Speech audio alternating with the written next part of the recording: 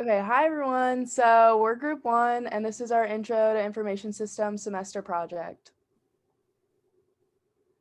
So we have the breakdown of the Porter's 5 forces. So for the first one, we have supplier power. So it's the author's power to choose where they sell their books and where to sign them. We also have buyer power. So Fox's power to provide books at a cheaper cost than the shop around the corner.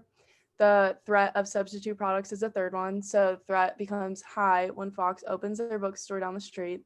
The threat of new entrants, big box retailers undercutting smaller mom and pop stores. And then the last one is rivalry amongst competitors. So the shop around the corner begins protests and degrades Fox for stealing their business. So again, kind of just emphasizing that all these bigger stores are coming in, having cheaper, better sales, kind of ruining like the smaller business aspect. So we have two strategies behind that to kind of help uplift the shop around the corner. So we have the loyalty program and then some high switching costs.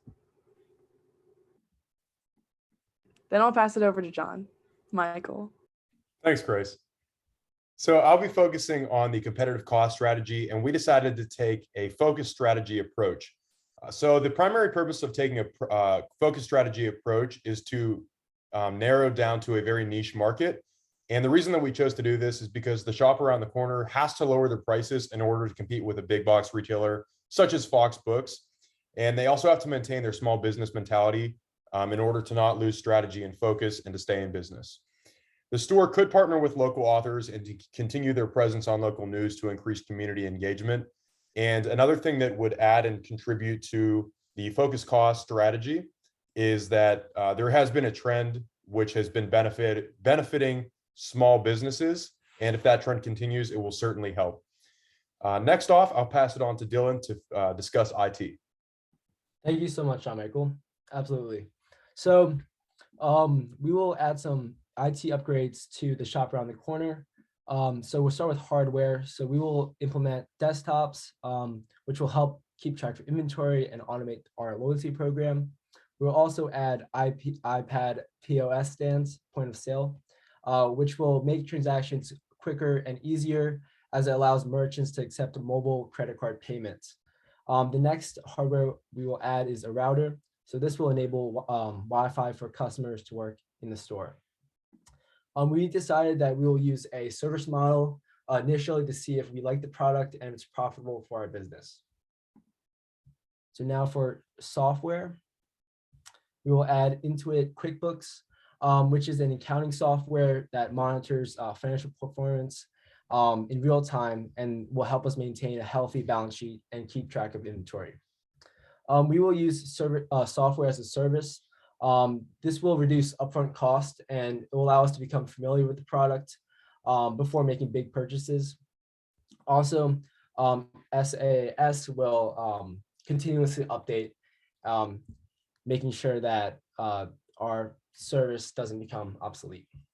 We will utilize a wireless local area network for our router, and this will allow us to receive data over distances of a few hundred feet, which is perfect for our store. And our plan for that is Xfinity. We found a really great deal for like about $50 for a 1-year contract for 200 megabytes per second, which is cost efficient and has great quality. So I'll pass it off to Mariah to talk about our website that we made. Okay, so when you click on the link, that will take you to our website that we created for the shop around the corner. And once you scroll down, it showcases like the children's books we're going to have, young adult books, clearance, and just overall all of our books and new arrivals. We also showcase a nice review from the New York Times to make us seem more credible. And at the bottom, there's an option to click on our loyalty program where you can type in your email and get some special rewards and bonuses the more you shop at the store. And next, I'll pass it off to Natalie. Thanks, Mariah.